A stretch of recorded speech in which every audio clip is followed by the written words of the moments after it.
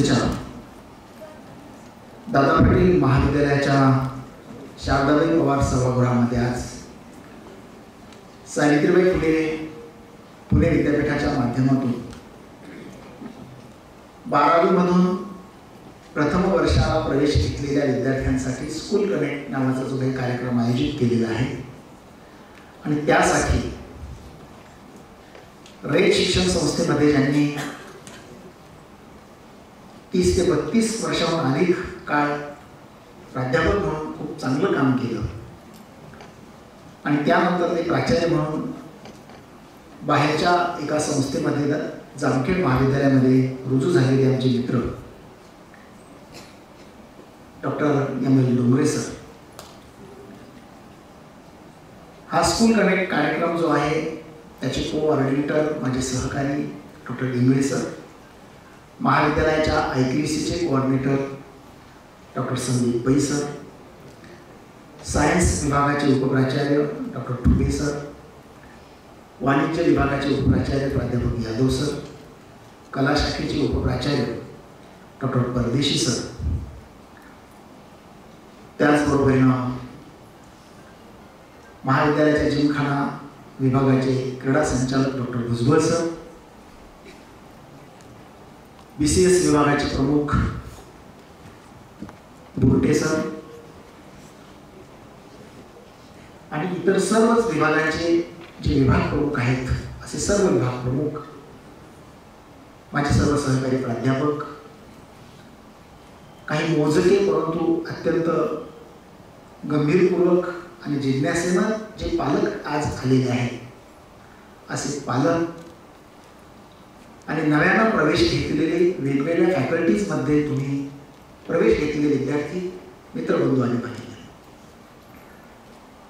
Dongre sir या ठिकाणी national education policy 2020 याच्या संदर्भातील काही महत्त्वाच्या संज्ञा, काही महत्त्वाच्या संकल्पना, काही महत्त्वाचे शब्द घेऊन तुमच्यासमोर बोलत होते. मी तुमचे चेहरे न्याहाळत, म्हणजे एकूण जर आपण बाहेरच्या व्यवस्थेमध्ये डोकावून पाहिलं तर एकीकडं पालक आपल्या पाल्याच्या काळजीने, मग तो मुलगा असेल किंवा मुलगी असेल, थोडा चिंतित आहे. एक प्रचंड मोठ्या अपेक्षा त्याच्या आपल्या मुलाकडून आणि मुलीकडून असतात. कुठल्याही असो, मी सुद्धा एक पालक आहे, मलाही माझ्या मुलाकडून किंवा मुलीकडून प्रचंड मोठ्या अपेक्षा आहे आणि प्रचंड अशा मोठ्या अपेक्षांचं एक ओझं त्या मुलांच्या डोक्यावर असतं. परंतु दुसरीकडं मुलं वेगळ्या प्रश्नानं चिंतित आहेत आणि त्रस्त आहे. अशा परिस्थितीमध्ये हे नवीन धोरण आलेलं आहे. म्हणजे सरांनी ज्याचा उल्लेख केला की बेरोजगारीचा प्रश्नानं एक फार मोठं उग्ररूप धारण केलेलं असताना शिक्षणाच्या अनुषंगानं पालकांच्या मोठ्या अपेक्षा आहेत, परंतु विद्यार्थ्यांच्या मनामध्ये प्रचंड मोठ्या प्रमाणामध्ये निरुत्साह आणि अनुत्सुकता आहे. म्हणजे आज 3 दिवस झाले डोंगरे सर, महाविद्यालयाचा पहिला दिवस म्हटलं की माझा आजपर्यंतचा अनुभव असा आहे की वर्गात बसायला लागलं नसेल,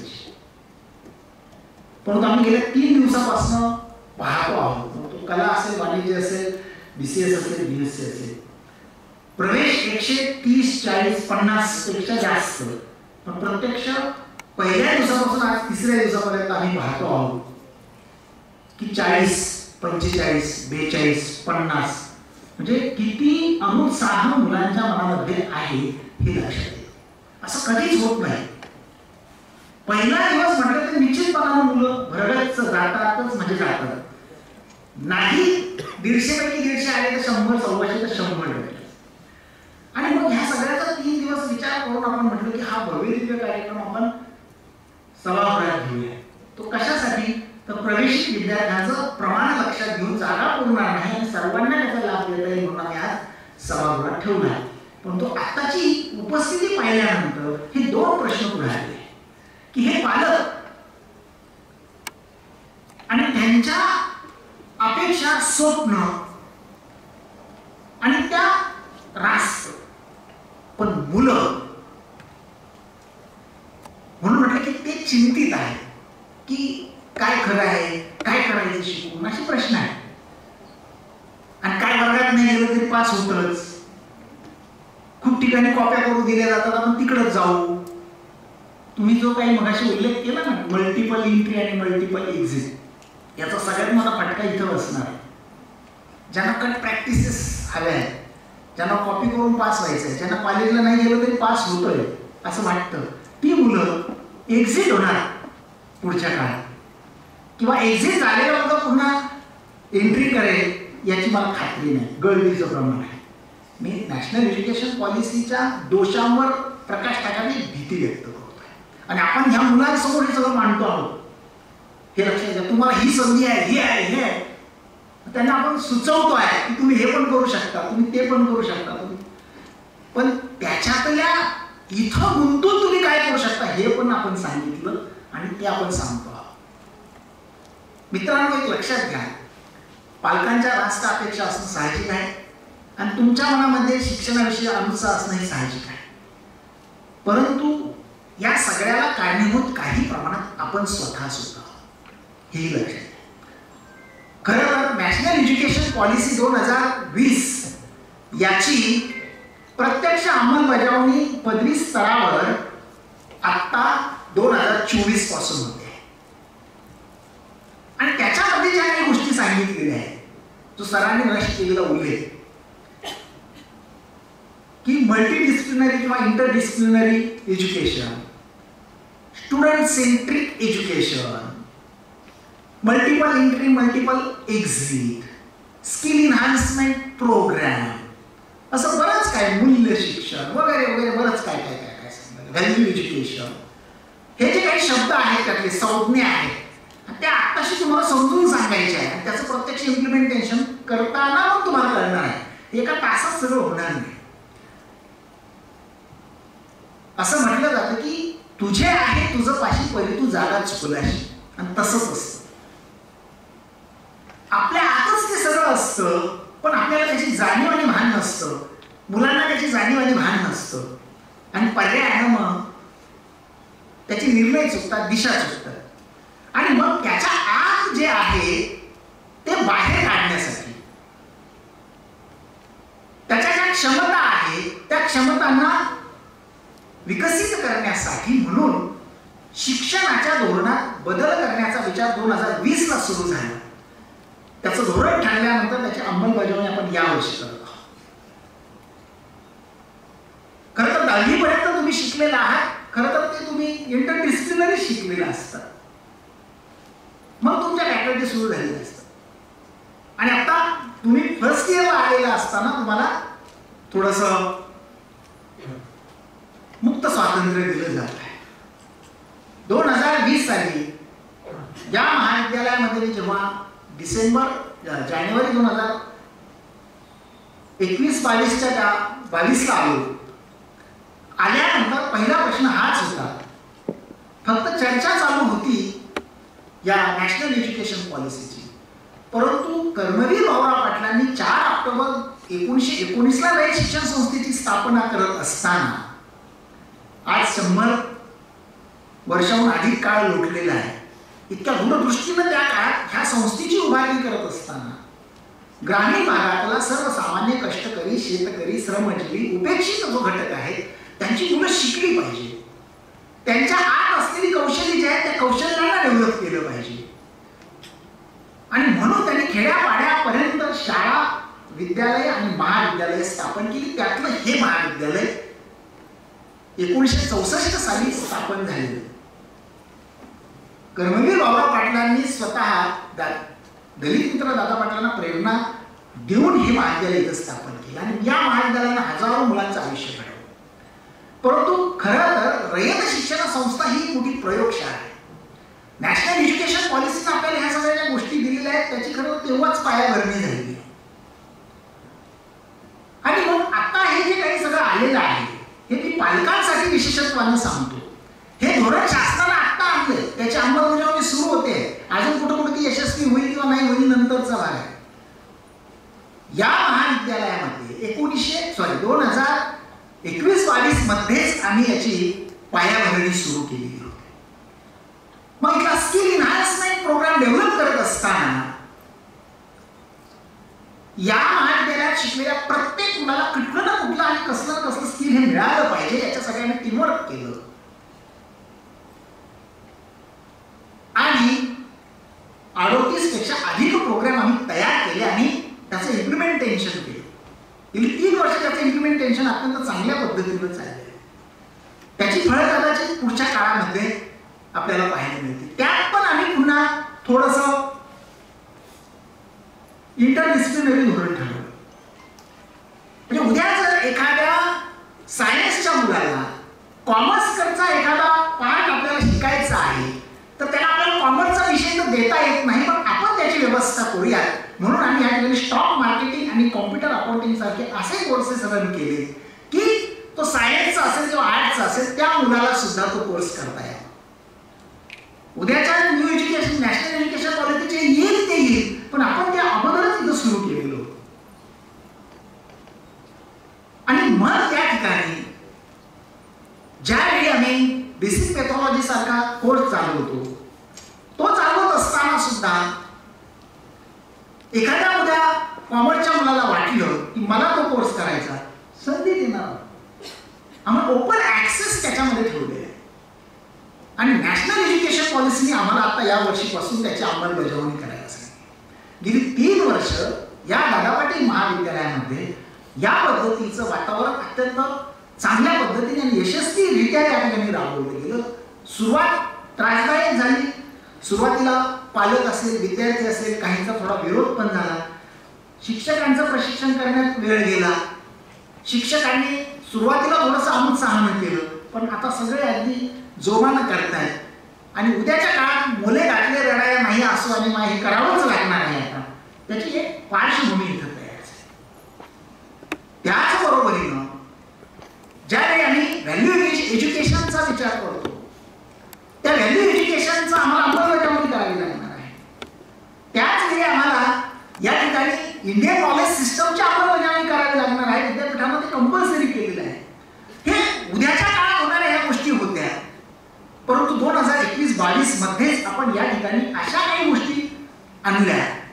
मग त्याच्यात विद्यार्थी आणि शिक्षक यांचा कीर्तन महोत्सव असेल हा आम्ही सुरू केला आणि एक वेगळ्या प्रकारचं संस्कार पीठ निर्माण करायचं काम केलं. गेली 2 वर्ष अत्यंत यशस्वीरित्या हा प्रोग्राम चाललाय. आता आषाढीच्या वारीला जोडून आमचा तो 6 दिवसाचा प्रोग्राम चालेल. यामध्ये कीर्तन करणारी मुलंच असतात, साथ देणारी मुलं असतात, मृदुंगाचार्य मुलं असतात, गायनाचार्य मुलं असतात आणि जे शिक्षक त्या प्रवाहातले आहेत तेही त्यात असतात आणि 300-400 विद्यार्थ्यांना घेऊन आम्ही हा प्रोग्राम घेतो. IKS म्हणजे काय आहे? IKS म्हणजे दुसरं काय? IKS म्हणजे अशी शिकून येणारी बाब नाही, आपण हे प्रॅक्टिकल मध्ये सगळं करतो. या ठिकाणी आपण क्रिटिकल थिंकिंगचा विचार मांडलेला आहे. आपल्या प्रत्येकामध्ये क्रिटिकल थिंकिंग करण्याच्या पॉवर्स ही गॉड-गिफ्ट आहे. प्रत्येकामध्ये म्हणजे कधी कधी एखादी अफलातून एखादी गोष्ट आपल्याला सुचते आणि त्याच्यावर आपण विचार करतो आणि त्याच्यातून एखादी चांगला शोध लागतो. हा आतापर्यंतचा जगाचा इतिहास आहे. प्रत्येकामध्ये ती आहे, फक्त त्याचं प्रत्यक्ष इम्प्लिमेंटेशन होत नाही. आपल्याला सुचलेली एखादी गोष्ट असते त्याच्यावर आपण विचार करत नाही, चिंतन करत नाही आणि ती तशीच मग कालांतरानं कोमेजून जाते किंवा संपून जाते. तिचं प्रत्यक्ष इम्प्लिमेंटेशन होत नाही आणि त्यामुळे अनेक अशा गोष्टी आहेत की त्या यायला हव्या होत्या, पटलावर पण आलेल्या आहेत. त्यासाठी आपण मुलांना काही जे सुचतं त्यांनी त्याच्यावर विचार करावा म्हणून आयडियाचा आविष्कार सारखा उपक्रम सुरू केला. त्यांना त्याच्यावर थिंकिंग करायला भाग पाडले. त्याच्यातून आमच्या विद्यार्थ्यांनी पेटेंट्स तर मिळवले आणि ते पेटेंट्स मिळवावे म्हणून महाविद्यालयाने त्यांना आर्थिक मदत केली. ही वस्तुस्थिती आहे. हे महाविद्यालय कर्मवीर बाबूराव पाटलांच्या पदपथावरून चालणारं महाविद्यालय. उद्याच्या काळात आम्हाला जे आव्हानं आहेत ज्यांचा सामना करावा लागणार आहे, आपण ऑलरेडी त्या आव्हानांना उत्तर देणारी एक प्रणाली या ठिकाणी उभी केली आहे. रिजनल लँग्वेजला सर्वात महत्वाचं स्थान देण्याचं या ठिकाणी ठरवले आहे. महाविद्यालयामध्ये भाषिक संरक्षण संवर्धन नवीनीकरण करत असताना त्याचबरोबर लिटरेचर आणि कल्चरल वातावरण तयार करत असताना आपण या ठिकाणी स्त्री शिक्षिका साहित्य संमेलन असेल, विद्यार्थी शिक्षक साहित्य संमेलन असेल, बाल साहित्य संमेलन यासाठी संमेलनं फक्त लोकल पातळीवरची नव्हे तर स्टेट आणि नॅशनल पातळीवरची घेतली की जेणेकरून या विद्यार्थ्यांना कळावं काय असतं सगळं. एवढं सगळं त्यांच्याकडून आणलंय आपण.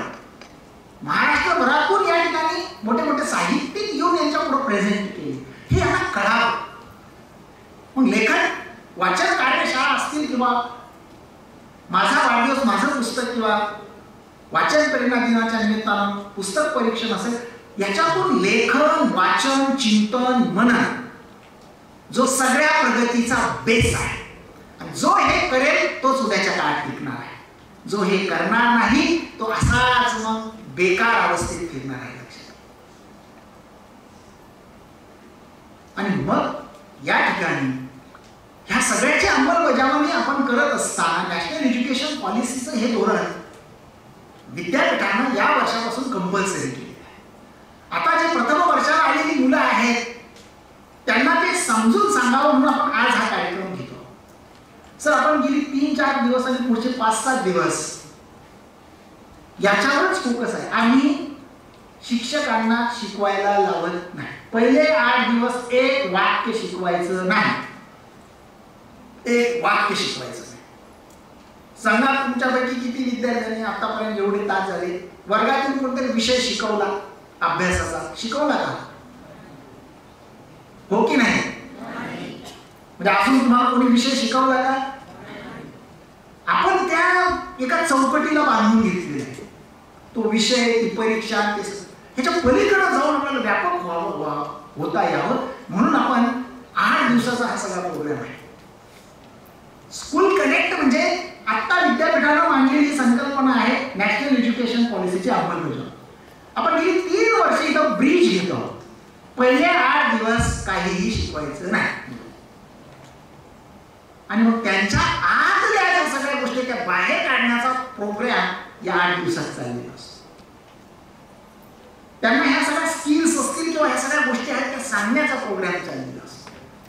त्यांचा पाया पक्का करण्याचं काम चाललेलं असतं. आता कनेक्ट हा कार्यक्रम आला पण आपण ऑलरेडी ब्रिज हा प्रोग्राम चालवतो. आणि ब्रिज म्हणजे पूल, 2 सांध्यांना जोडणारा पूल, 2 प्रवाहांना जोडणारा पूल. आणि तो सध्या तुमचा चालू आहे. पुढील 6 दिवस तो चालेल, 4-5 दिवस तो चालेल. खरं तर नॅशनल एज्युकेशन पॉलिसी ही अशी शिकवून सांगून किंवा वाचून आत्मसात होणारी गोष्ट नाही. प्रॅक्टिकली ती येते आणि आपण ते प्रॅक्टिकलवर जास्त जोर देतो. आणि म्हणून हे महाविद्यालय खरं तर काळाच्या फार पुढं जाऊन विचार करणारा आणि त्याची अंमलबजावणी करणारा महाविद्यालय आहे. शिक्षक जो आहे अत्यंत कष्टपूर्वक विद्यार्थ्यांना घडवण्यासाठी परिश्रम करणार आहे. आणि महाविद्यालयाचा परिसर सांगण्याची आता आवश्यकता नाही. आणि ह्या सगळ्यालाच समोर ठेवून खरं तर ज्यावेळी नॅशनल ॲक्रिडिटेशन काउन्सिल जे आहे त्या काउन्सिलचे सदस्य येऊन ज्यावेळी महाविद्यालयाला भेट देऊन गेले आणि महाविद्यालयाचं जे काही या ठिकाणी नॅक मूल्यांकन आपण म्हणतो ते झालं, त्या सगळ्याचं त्यांनी प्रत्यक्ष हे सगळं पाहिल्यानंतरच गुणांकन केलं. आणि या विद्यापीठातला 1ल्या क्रमांकाचा, महाराष्ट्रातल्या 3ऱ्या क्रमांकाचा आणि भारतातल्या 6व्या क्रमांकाचा 3.71 हा CGPA आहे 4 पैकी, हा महाविद्यालयाला बहाल केला, प्रदान केला.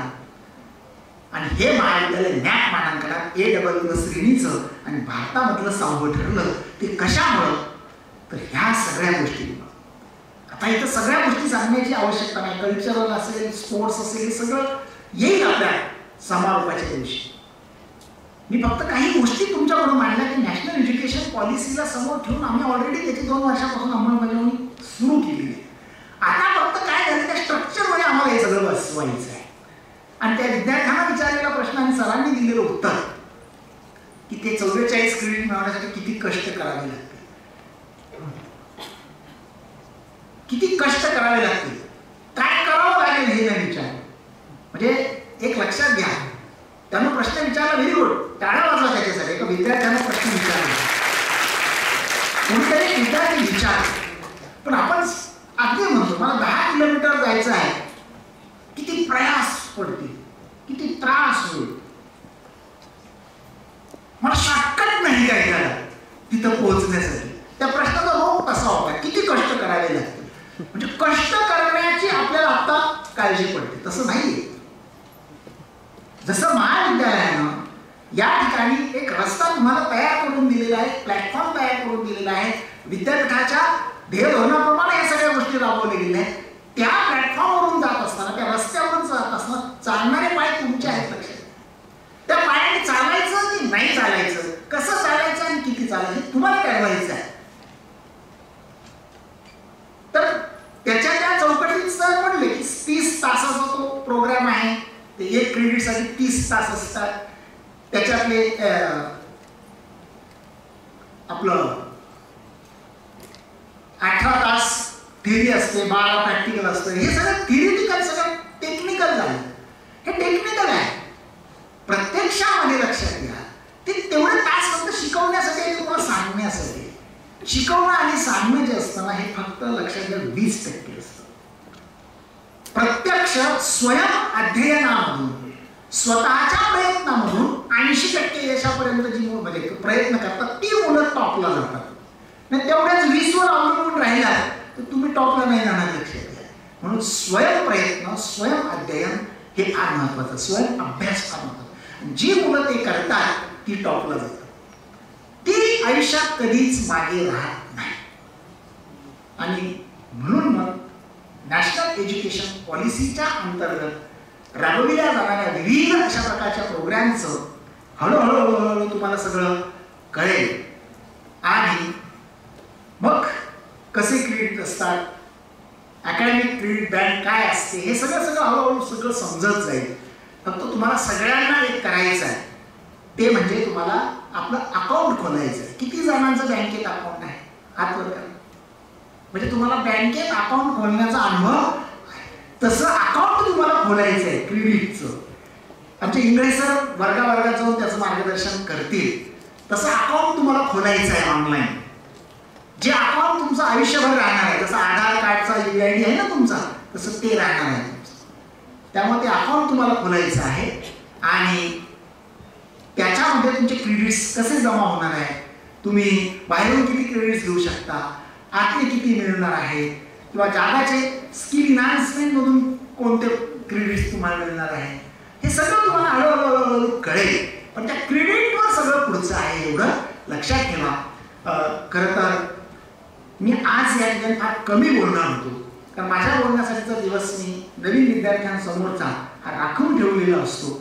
पण आज हा विद्यापीठानं दिलेला प्रोग्राम असल्यामुळं आणि इथं आमच्या समन्वय समितीनं अध्यक्ष म्हणून आपल्याला काहीतरी बोललं पाहिजे, या संदर्भात बोललं पाहिजे, या एका मानसिकतेतून मी या ठिकाणी थोडं बोललोय. आणि डोंगरे सरांनी जे काही तुम्हाला सांगितलं, आता खऱ्या अर्थानं क्रिटिकल थिंकिंग तुमचं सुरू झालं पाहिजे. त्यांनी आता सांगितलं की खरं तर तुमच्या हातात प्रत्येक वेळी आता नोट आणि पॅड किंवा पेन पाहिजे. नोटबुक आणि काय तो असतो खरा मधमाशी, जसा मध जिथून जिथून जसा जसा मिळेल तसा गोळा करते, तसं मिळणारं प्रत्येक ज्ञान आणि त्याची कण वेचण्यासाठी आपण तत्पर असलं पाहिजे. कुठला कार्यक्रम असो, वर्ग असो, तास असो, आपल्या एक नोटपॅड आपल्याजवळ पाहिजे. आणि मी जे काही ऐकलं 2 वेळी 3 वेळी 4 वेळी पॉईंटमध्ये आपण ते नोट करून ठेवलं पाहिजे. हे जो करेल त्याचं क्रिटिकल थिंकिंग आपोआप सुरू होत जाईल. आज जे काही तुम्ही ऐकलंय, आता नसेल नोट केलेलं, पण घरी जा, आज अर्धा तास शांत बसा, मी आज काय ऐकलं आणि ते कागदावर नोट करा. मी माझ्या सर्व शिक्षक बांधव आणि भगिनींना सांगतो, उद्या किती मुलांनी नोट करून आणलेलं आहे हे फक्त तपासा ते पहा. ही तुमची परीक्षा नाही, तुम्ही आणलं नाही म्हणून तुम्हाला कोणी काही करणार पण नाही, पण पाहू उद्या किती मुलं आज काय ऐकलं, मला काय कळलं, एका कागदावर नोटिंग करून आणायचं, पॉईंट नोट करून आणायची. उद्या जे शिक्षक वर्गात जाणार आहेत त्यांनी 5-5 मिनिटं फक्त कुणी आणलं हात वर करा, दाखवा बाई चप, एवढं करा. ही खरी आपली आज सुरुवात झाली असं आपण समजूया. क्रिटिकल थिंकिंग इथून पुढे मग आपल्याला करता येईल. मी पुन्हा एकदा आपल्याला आव्हान करतो आणि डोंगरे सरांनी खूप सोप्या आणि सुबोध भाषेत आपल्याला हे सगळं सांगितलं. मी त्यांचं महाविद्यालयाच्या वतीनं मी व्यक्तिशः त्याचे आभार मानतो. धन्यवाद. जय हिंद.